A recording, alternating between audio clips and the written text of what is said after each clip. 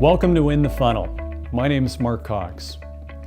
In the Funnel is a group of sales coaches and consultants that help B2B sales teams dramatically improve revenue. Clients come to us when revenue growth has stagnated, or their sales team is not meeting expectations, or they need to recalibrate their sales and go-to-market plan for the upcoming year.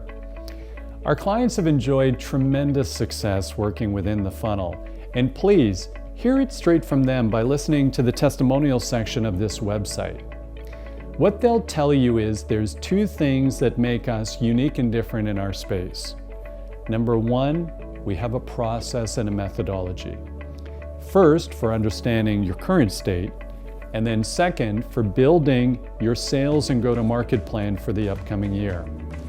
The second thing that makes us unique and different is that everybody within the funnel has run a material sales organization in their recent past. We're all practitioners. We don't have any theorists or teachers, and what that means is we can get in front of your sales team and run the next sales meeting, or join them on their next sales call to close your next large prospect. All of us have a passion for professional, disciplined, process-driven sales, and we'd be delighted to talk to you if you're looking to grow revenue for your company. Please feel free to reach out to us through this website at info@inthefunnel.com or by telephone. Thanks for taking the time to watch this.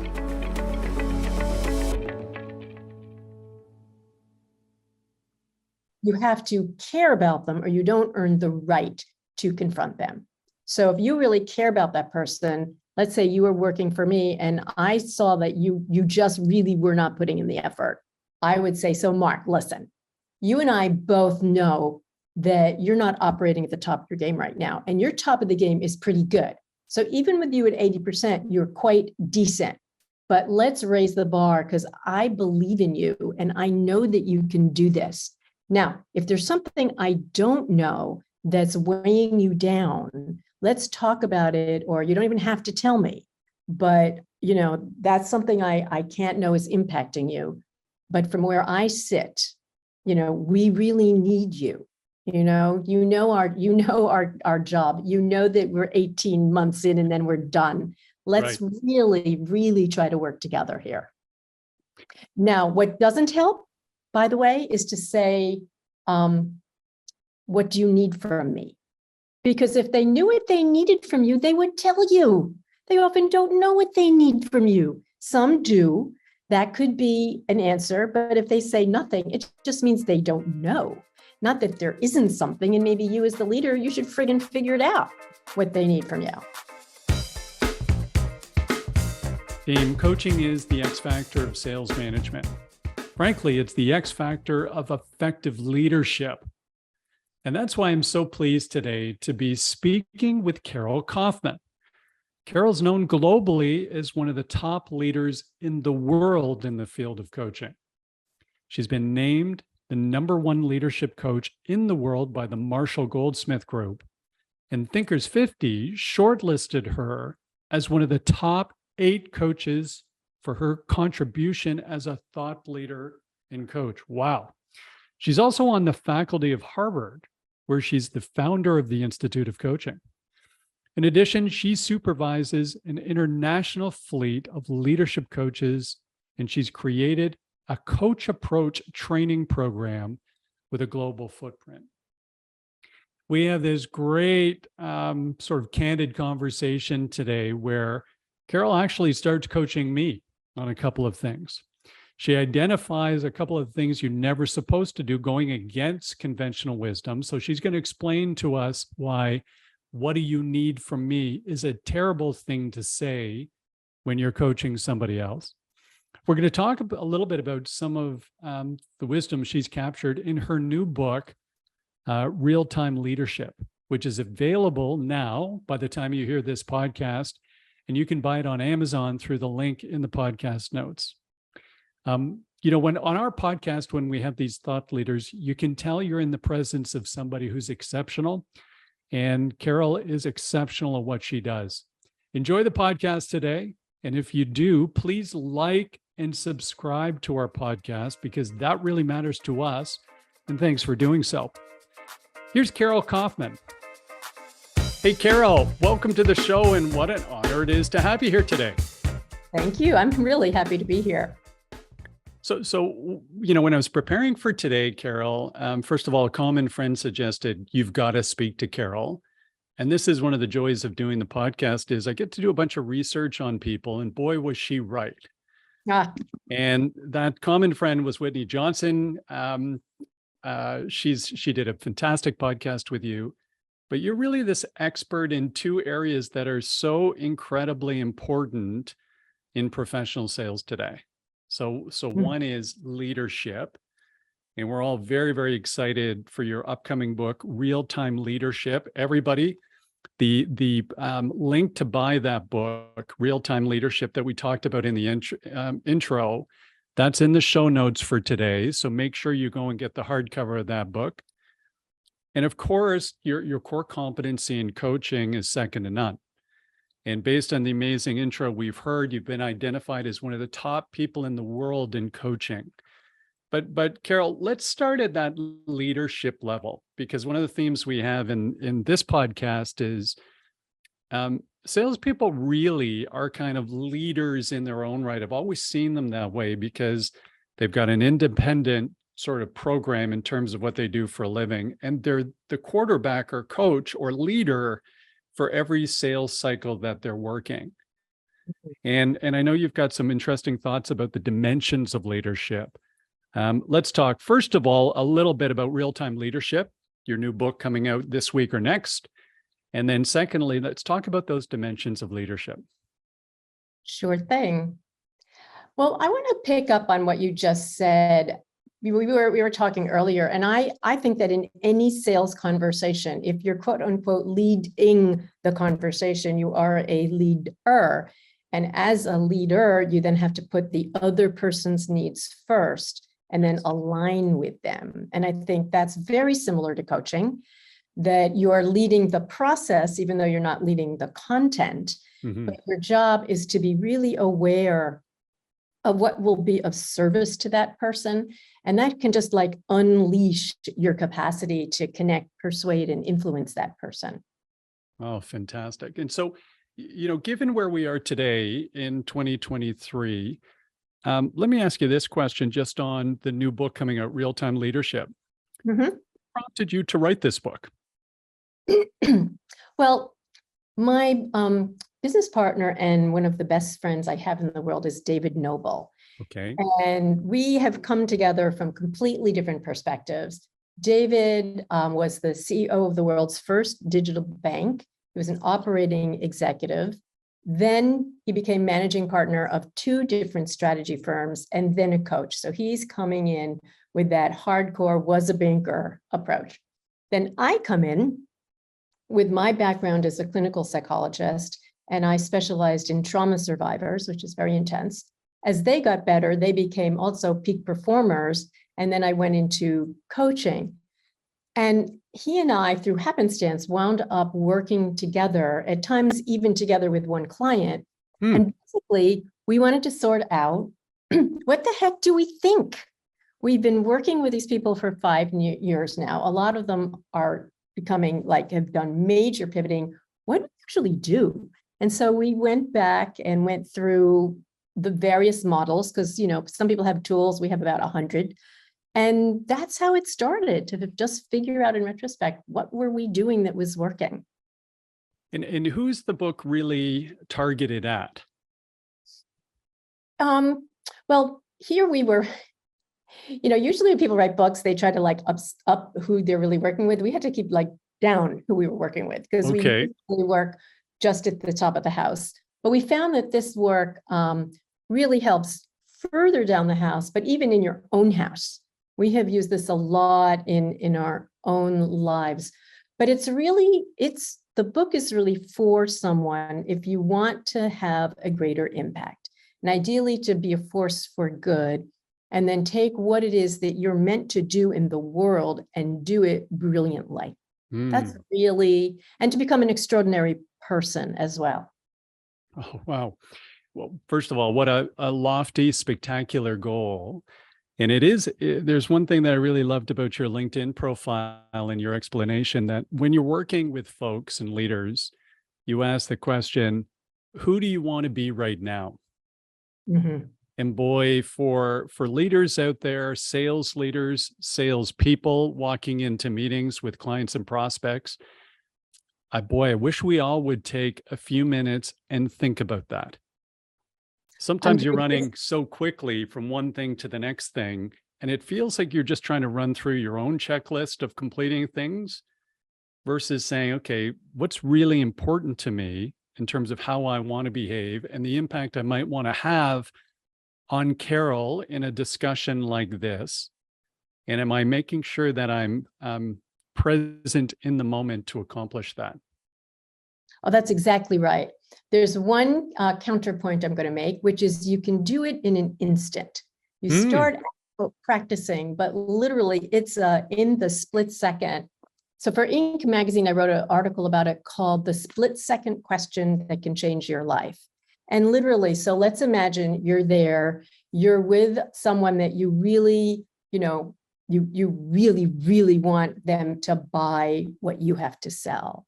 Mhm. And there you are. And let's say they say something and you're like off kilter, and you have that like, oh no, kind of feeling. So right then, who do I want to be right now? Do I want to be the person that's off kilter, or do I want to pull on my deeper purpose and self and be who I want to be right now? And to do that, all of you guys, do this tomorrow or today. Ask yourself that question 80 times. So imagine how many hours you're awake, Right. and do it like you're at the cashiers and the person in front of you is talking and talking. And who do you want to be right now? Who do I want to be right now? Or the person that you're trying to sell to is going off on tangents. It's like, okay, who do I want to be right now? And keep asking yourself that question. And eventually it becomes a super quick split second course correction. But it is in the beginning, it's in the reps. Boy, 80 times a day. Think of that.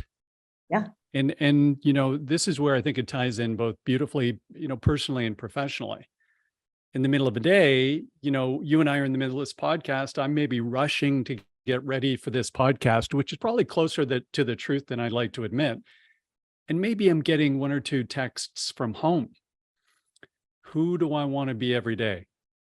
If my home is the most important thing to me, do I respond with every one of those texts, making sure it's very clear that that's the most important thing to me?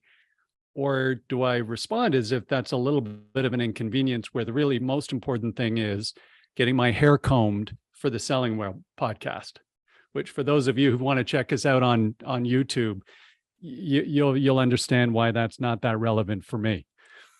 So who do I want to be today and right now, asking multiple times. I think the other thing leading over to leadership and coaching, I think that's a really important question when we're working with people on our team. And Carol, I know we had a great conversation offline, and you understand a little more about our world than I would have expected off the cuff. But one of the things that's very challenging for sales leaders today is this incessant pressure to hit the number on a quarterly basis. So that ongoing cadence of quarterly performance, particularly for companies that have funding or are publicly traded, it's difficult to contemplate if you don't live that world. As a result of which, people who are sales leaders last a very short period of time in their role.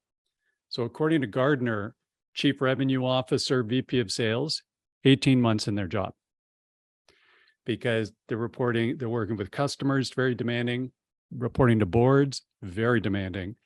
And they're trying to work with and coach their sales teams, also very challenging.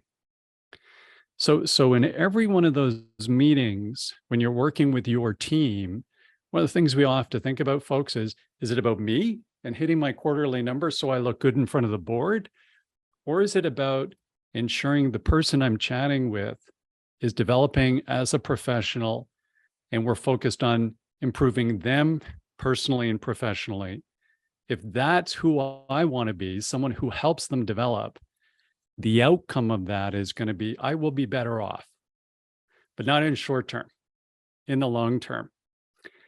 And today, Carol, what we see in sales, and this is why I'm so interested in your opinion, sales leaders, given what they have to do, inspect, motivate, and coach, the thing that gets dropped off the list is coaching. So maybe let's go, and I know you're a global expert at this, ranked by Marshall Goldsmith as one of the top leaders in this field in the world, and also by Thinkers 50 as one of the top 8 people in the world. I'm not one of the top 8 people in my current office doing this. You're one of the top 8 people in the world. Let's talk a little bit about coaching. So let's define it. What is coaching, and who typically needs help or support coaching? Okay, well, the answer to the last question is everyone. Frankly, if everyone had someone who was in the function of a coach, we would all do better. And the research shows, interestingly, when you are a coach, you feel better. They've done burnout and well-being studies, Wow. and the coach benefits as much as the coachee. And now take the word coach and forget about it as a profession. Think of it now as a way of being with other people. So let me give you 3 aspects of what coaching is, and I can give you a model, and we can actually do it right here, right now. I won't make you reveal everything, but Okay, awesome. through it. What is a coaching conversation? Now, think of this in terms, of course, of what your particular challenge is. So you have someone, and let's say their performance has been a little subpar, like good, but not as good as you need it, because again, as a sales leader, you're frankly under the kind of pressure that would crush an ordinary person. It is so much, and we can talk about that part later. So coaching a conversation could start out with, listen, if you were going to do this really well, what would it look like? So the end in mind, like what's your true goal? Then what kind of strengths do you already have in place? What kind of successes do you have already under your belt that will help you, that you can draw on? So you start with a goal, like the true goal, realistic, and then what are the strengths and experiences I have? And now if you're in the leadership role with the other person, or temporarily, because it could be a peer, or even frankly a boss, it's like, okay, how much of this conversation can I have through questions? Now, very often people need advice too. And I think it's overblown about coaches only ask questions. I don't think I've ever done a session like that once, except practicing. And I remember if I said 1 or 2 or A or B, but whatever it was, 2 or B, whichever. I don't think I'd be invited back into a C-level person's office if I had no viewpoint. It's right. What you do with your viewpoint that matters, which is still put at the service of the other. Okay, so coaching, and I'll give you the specific model next. Look to the future, look to your successes and your strengths, and then see how much of the conversation can you pull from the other person before you make your offer. Okay, now I'm going to actually teach you the simplest coaching model in the world. And it's called Coach by Numbers. And what I will do is I'll zip through, and then I'll ask you, Mark, to think about an area of your own life or career that you would like to develop. And then you don't have to divulge the answers, but I'll take you through the questions. Sure. So simplest model in the world. First, you want to get a sense of what is it that you want to work on and why that it matters. Okay, that's sort of the pre-step. Why does it matter to you is an important one, because you want what you want to work on to be intrinsic.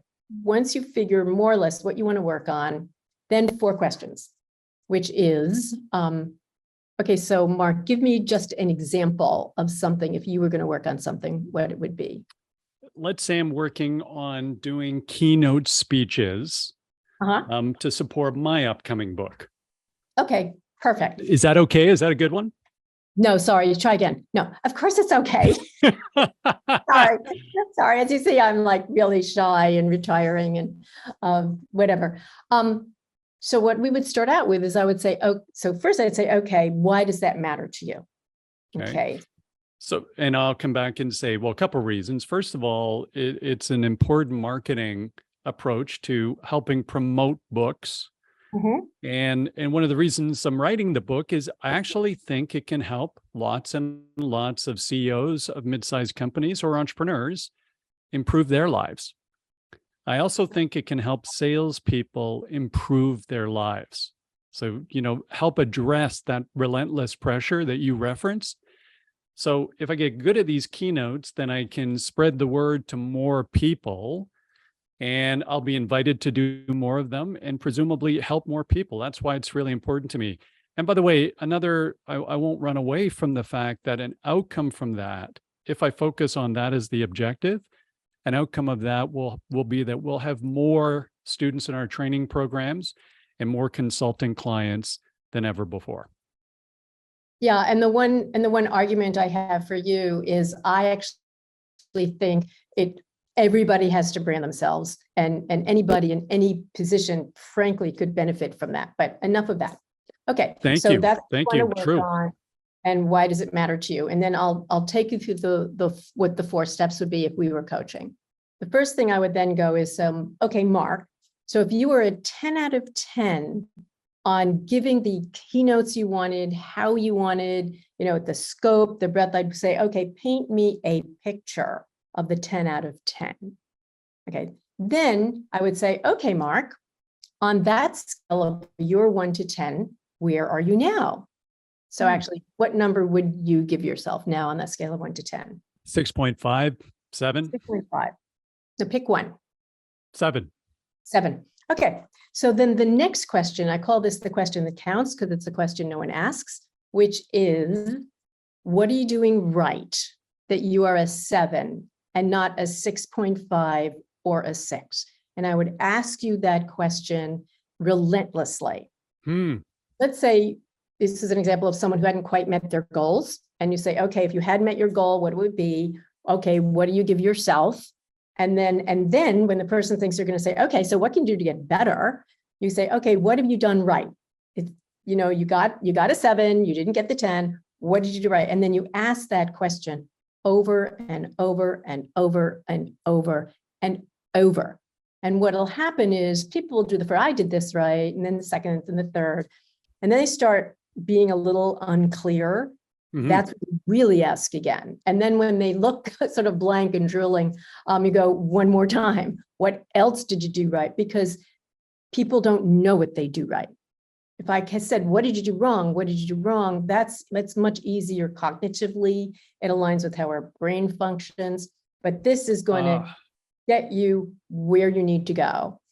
Then when you really, scrape the bottom of the barrel, then you go, okay, so Mark, if you are going to get from a 7 to a 7.5 in the next 8 weeks, what would you do?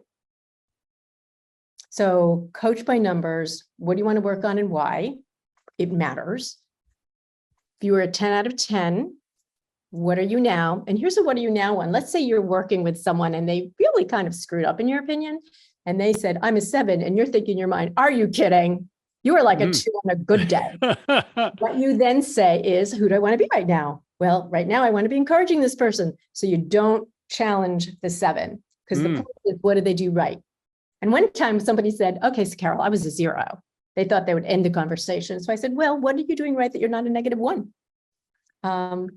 Now, the other one is, let's say the person says they're a 7 and you think they're a 9, like outstanding. Yeah. Well, shut up. They picked 7. Go with their 7. You're not here to reassure. You're here to basically expand that person's brain and their thinking and frankly, their identity. So take their number and explore the what did you do right with the same intensity as if they had really screwed up. And you're going, so what else happened? You didn't call the client? Like, are you kidding me? But this is okay. So you called the client. That's good. What else did you do? So I call that the skill of positive confrontation. What a great man. I am taking furious notes on all of this. Good. But so many things you're calling out right now that just naturally, and I think I'm a pretty good manager for sure. When somebody ranks themselves low, what I do right away is I jump right in and correct it. And I feel like I'm putting wind in the sails. What a great idea to just, you're not there to reassure, you're letting them vent and air what they're up to, what they think without trying to correct it or take charge. Because what a process to continue to ask and ask and ask. What do you do, Carol, when you're in the middle of this? Because this is resonating for anybody leading people right now. You say, what are you doing right? What would you need to do to move up half a point, Mark, from 7 to 7.5? That's I right. assume a lot of folks are going to come back and their first 2 or 3 answers are going to be, I don't know. What do you think, Mark? Say, but you know what? We've just been talking about the things you've done right. Let's double click on some of those. See what you could do to amplify them a bit. So I'm happy to give you, so I don't say I'm not going to tell you. I say, I'm happy to share some thoughts, but I want yours first. Mm. So, because you want to frame it like because you'll have things to tell them. Right. And you will tell them. So instead of just going, well, what do you think? Which can sound a little like, well, what do you think? Or I'm not going to tell you. I first say, I'm going to tell you, I'm going to share everything I know. But first, let's expand this. Let's go with your instincts first. And the other thing is, in this process, you don't necessarily reassure. All rules are made to be broken. So if your instinct says, I should reassure this person now, then do that. But what you can do, which is a little different from reassurance, is make an affirmation or an acknowledgement. And to do that, particularly even when your team is tanking, because there's this one group called Work Human. They did a study, and this is like so pathetic. It's really such a comment. And it's not a comment on bad leaders. It's a comment on how crazy we are all working. Again, particularly when you are in sales and particularly when life is relentless. They found, this is so stunning, they found that one acknowledgement from a boss a month, doubled engagement. Think about that, doubled engagement. One positive statement a month, doubled engagement. Yep. So one real affirmation and acknowledgement that sort of goes along with I see you. Like if I was your boss and I'd say, Mark, I listened to your last podcast. I really feel like you're really bringing out the best in your people. And so it's like an affirm, which is different from a reassure. Right? Reassure is Mark, I think you can do a great job. Versus Mark, I've seen this and you've done a great, and this was like, I forget, it was like gazillions of people. This wasn't like, 25 people. They did organization-wide research, which I don't actually know the research very well. I just know the CHRO told me about it and I was impressed and I believe her. The way you explain this so simply, it all makes so much sense. And I'll share very quickly. I know one of the fun things I found on your research, Carol, that, at one point in time, you were a folk singer. Oh, yeah. And at one point in time, I was in a bar band. And okay. Bar band is harder. Yeah, it was certainly had some interesting days, that's for sure.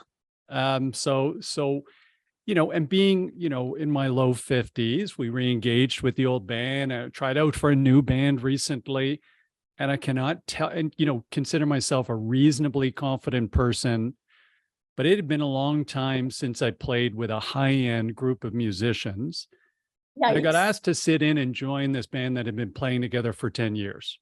So they knew their stuff super well, and they've been going through drummers. So I was about to be the next one they're going to go through. And I can't tell you, the first time we jammed, which was about a month ago, 4th song in, to have somebody look over and go, great job. It'd been a long time since I needed the positive reinforcement, but that reaffirm was so important that I literally said out loud, Don't kid yourself. Don't assume I don't need to hear that. I actually said that because, Wow. it might be on pretty comfortable ground when we're doing one of these podcasts. I'm not in comfort. I haven't played in front of a live group of people for 20 years. So I need a little bit. It almost just tripled the wind in my sails for the next half of that practice. Uh-huh. Performance art, these things matter. Now think of sales as performance right there. I mean, sales is many things and performance is one of them. And the thing is, when you were acknowledged, you felt something, I right? sure did. But it was even more than that. Your brain felt something. So what happened is it activated what we call the parasympathetic nervous system of the brain. We got two systems in our brain, threat and reward. And reward is parasympathetic. It's that because things move faster or something. But it activates different parts of the brain, which increase performance. And give you this sort of a dopamine kind of like, I can do this. And you have better big picture thinking, you're cognitively faster, and it does something that the scientists called it broadens and builds your skills. So this affirmation and positive emotion is really important. Big caveat, not too much. Tell us about that. So there's something called the positivity ratio. And what it is in a team or whatever, what's the ideal ratio of positive things to, you really have to step up your mark. And, coaching and leadership isn't all about sweetness and light. And that's why I think positive psychology has gotten sort of a bad name, because it thinks it's like, Mark, wonderful experience here. And, I just think you're such a good team member. And as I'm talking, don't you want to just slap me to get me to stop talking like over positive? Everybody doesn't get a trophy. That's right. Everybody doesn't get a trophy. But the balance is to be 3, 4, 5, or 6 to 1 in that positive energy. And when it's too positive, like you're too reassuring all the time, it is not good for performance. Just like if you're 1-to-1 negative to positive or 2-to-1 negative to positive, it also is not good for performance, because you need that combination to get into the flow. Because another thing, what is sales? It's creativity. Sure it is. You have to be very creative, Yep. Be in a leadership role while also being in a servant role, all of these things at once, which again, when you practice these and get your purpose down, the who do I want to be just snaps you back. So Carol, when we were going through that system, which I think is fantastic, by the way, if I was listening to this podcast, folks, we should be doing what I did there, which was jot down all of these different phases. We'll summarize this in the show notes. But we'd really stayed on, okay, if you're a 7 out of 10, you want to get 7.5, what do you need to do? Double click, double click, double click, double click. So now maybe one of two things are going to happen. Maybe I'm going to get to, sort of a close answer. The double clicking might even take, on someone like me, it might take my 7 to a 6 or to a 5.5. So there's certain areas of my life where I go, okay, I'm a towering strength. And there's going to be certain other areas where I'm going to go, hey, I've got humility. I've had failure. So I understand, maybe I'm not as great all over the place. So might pull it back down.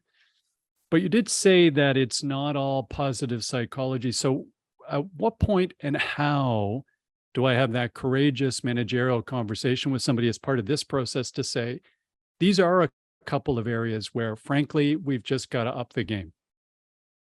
Great. So first of all, without your even realizing it, you stayed focused on the positive. We want to up your game, which is different from saying something like you're not doing well, right? Or what's wrong with you, etc. But it's again think of when you're coaching athletes. You don't say, oh, gee, you just did this in 5 seconds. Fabulous. You go, okay, did this in 5 seconds. Really great.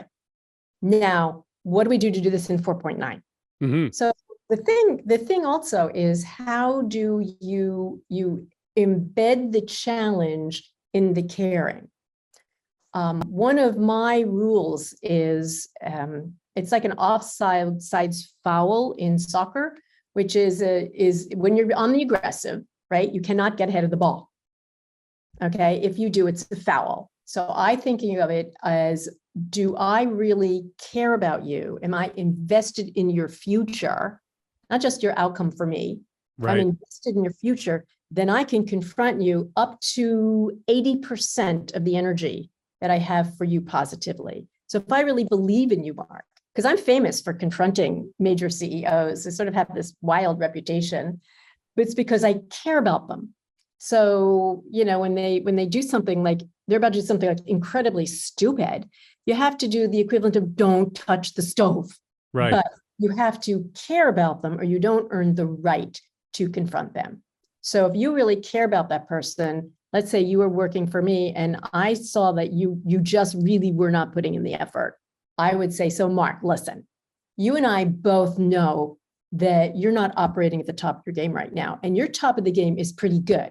So even with you at 80%, you're quite decent. But let's raise the bar because I believe in you and I know that you can do this. Now, if there's something I don't know that's weighing you down, let's talk about it, or you don't even have to tell me. But, that's something I can't know is impacting you. But from where I sit, we really need you. Our job, that we're 18 months in and then we're done. Let's really, really try to work together here. Now, what doesn't help, by the way, is to say, what do you need from me? Because if they knew what they needed from you, they would tell you. They often don't know what they need from you. Some do. That could be an answer. But if they say nothing, it just means they don't know.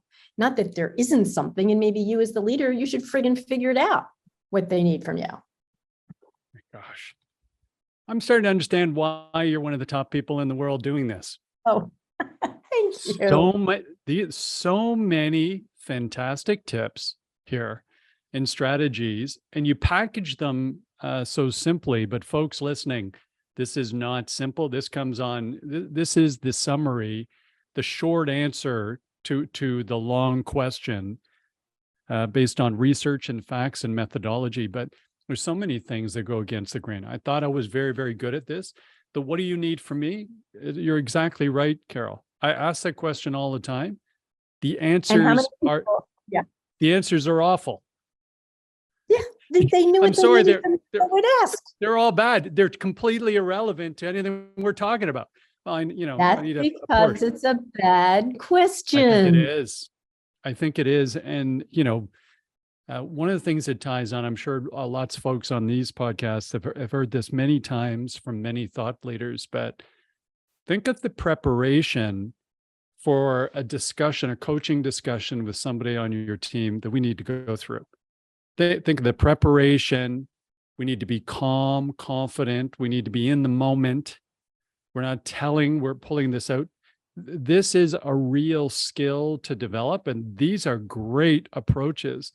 It's just jumping out to my memory. One of the best coaches I ever had playing hockey was somebody who did this almost organically, and he'd been a pro, so he knew what he was doing, and he knew my personality, which was not ultra confident at that time. But I remember the challenge, the challenge with the caring. We were on a bit of a losing streak, and I'm a goalie, and I could logically explain, that if there's a 2-on-0 or a 3-on-1, the stats say they're going to score. They should score. It's two guys against me. Of course they're going to score. And he kind of came back and he said, listen, you're going to stop the ones where the stats are in our favor. But he said, for us to start to break this losing streak, you just have to win a game for us, no matter what. And I knew he cared about me, but he said, you got to do that, or I got to go find somebody who can. And by the way, that was a good thing of just taking away any of the excuses and just go, I just had to find a way to stop it. And a lot of that same stuff that you talked about, he played on the positives and what we were good at. And he asked me to think about that.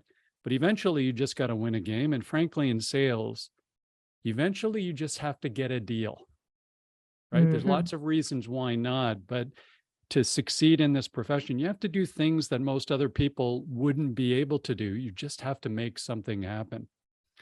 Wow. So Carol, I'm going to be very cautious of your time. I cannot believe how quickly this time has gone. But first of all, I just want to say thank you. So those listening might recognize this may have been one of my poorer interviews. And the reason it is, I've been writing down so many great tips from Carol because I'm going to be applying this today, tomorrow, and the next day. We with clients, Carol, what we do, we run their sales organization. So I'm in this all the time. I just think there's some magnificent guidance here. And so, first of all, I want to say thank you so much for joining today. Yes. So I want to plug myself for a moment, which is we've got one chapter in the book that is actually about business development, which gives you detailed guidelines of when you're aware of what's going on with the other person, whether your best approach is to lean in, lean back, lean with, or not to lean. So there's a lot in there that is, Marshall Goldsmith said the book was dense in a good way, because most chapters are what people do in a book, but we want to get it all out in a book. So I think that it would be really useful to your population. So folks, that's Real-Time Leadership by Carol Kaufman, Real-Time Leadership. The link to that book is in the show notes. Join me in buying the hardcover version of that book today. So Amazon's at our house every second day, and they're going to be bringing that book to our house. How else, Carol, can folks learn more about you and what you're doing at Harvard and others? Okay.